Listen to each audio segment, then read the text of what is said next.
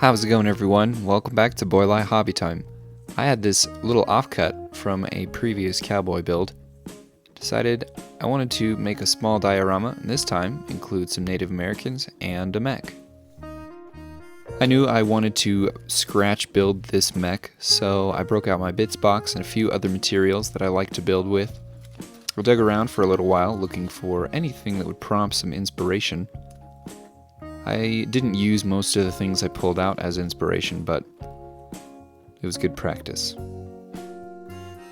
I grabbed a few of my other favorite things, including this little pack of assorted tubes. I found that at the hobby store. That was a great find. And the lid from this lead container. And thank you to everyone in the turtle video that let me know that this was 0 to 14 years and not months. That does make more sense. For the main body of this mech, I'm going to be using this dugout canoe. I got it from a box set of Lewis and Clark historical figures. That's made by IMEX. The orange plastic that it is made with, though, is pretty waxy and doesn't hold glue of any kind very well. Nor does plastic cement work on it, so I rinsed it off and sanded it down, and that helped things adhere a lot better, including that lead lid from earlier. And I'm also using a super glue accelerator, which Studson introduced me to, and it is definitely a game changer.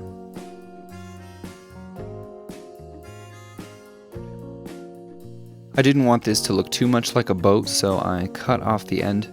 Instead, I wanted it to look like a cart. Kind of like my other mech that I made that was a wagon with legs.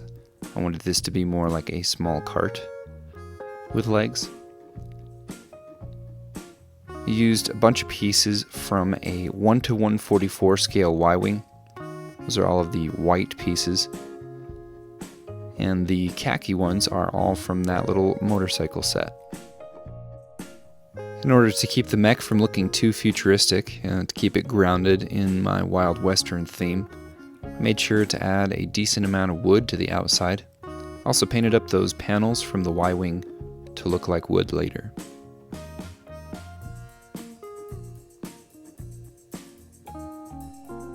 With the main shape of the body done, it was time to move on to the detailing. I added an undercarriage made from motorcycle parts and an IED from a 1 to 35 military set. It kind of looks like a fuel tank. And on the top, I made a little generator and some other fitting cargo, including a wooden barrel and a little crane arm so I can hoist stuff up. I'm going to be adding a little rope and a hook and a little platform for everything to sit on later in the video. I also included a little antenna made from a miniature tripod from a miniature machine gun. I wanted this guy to pilot the mech, but he was made to go in a canoe, so I removed the oar and I drilled a little hole through his left hand so he can hold a spear later. At first I added a minigun to the front of this, and then I ended up taking it off because I felt like it was a little too aggressive. I like the idea that maybe these mechs are not heavily weaponized. They're mostly used for transportation, and they're seen kind of as a replacement for carts, wagons, and even horses. I don't know, maybe people disagree with me on that. Let me know in the comments if you think I should have left the minigun on the mech. Personally, I think I like the contrast of that better. This huge, scary machine that doesn't have any weapons on it. The people have weapons. They have guns and bows and arrows and spears. But I think I like the idea that the mech is just the vehicle. At this point, I was realizing it looked very much like an ATST. I suppose the inspiration is obvious. And you know what they say, you can take the fan out of Star Wars, but you can't take Star Wars out of the fan. I don't actually know if anybody's ever said that.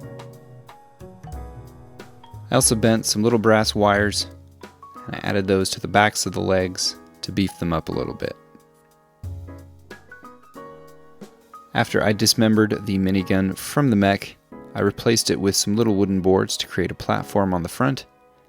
I added some little guitar string cords and wires, as well as that promised hook. A little platform on the back, and that was the construction done. I then primed everything with a zenithal highlight and moved on to the paint. I've been accused by a few people, including myself, that I use too much brown while I paint. And this one started no differently, so I forced myself to use some green instead for all of the mechanical pieces. Then I covered up all the green with a brown wash, but not enough that you couldn't still see the green. And I dry brushed a metallic paint over all of the mechanical areas and a tan paint over all of the wooden areas. Then I moved on to painting the figures. I gave this guy a nice little red ribbon on his spear.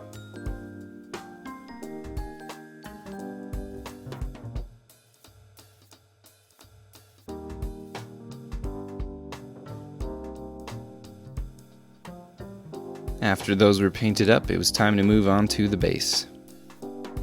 I asked my patrons what kind of landscape I should have this mech in, and the general consensus was a swamp or a wetland to justify those long, slender legs. So I peeled the paper off of some foam core, stuck two pieces together after cutting a hole out of one,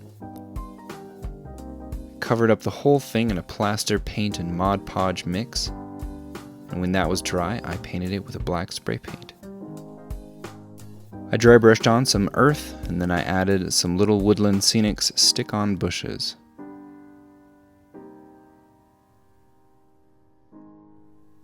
I then also added some flocking that I attached with some watered down glue and isopropyl alcohol.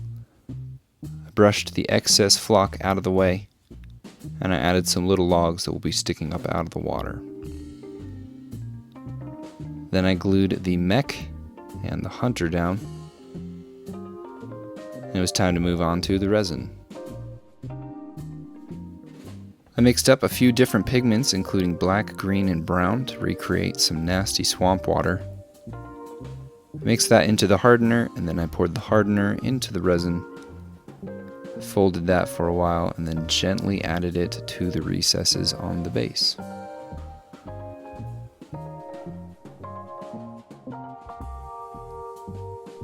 I carefully popped the bubbles with a butane torch as they formed, trying not to burn the grass.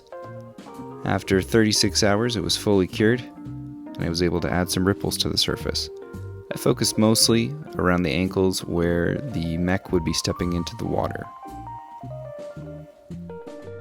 The last little detail was to add some algae by adding some green paint, mostly around the edges. When that was done, I called it good.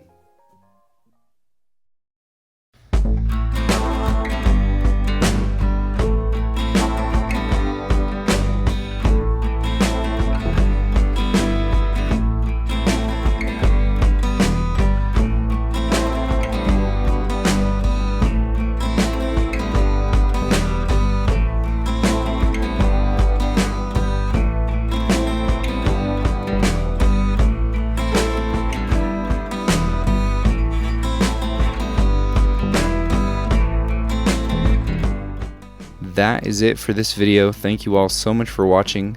Hope you enjoyed it. Have a great week, everyone. I'll see you next time.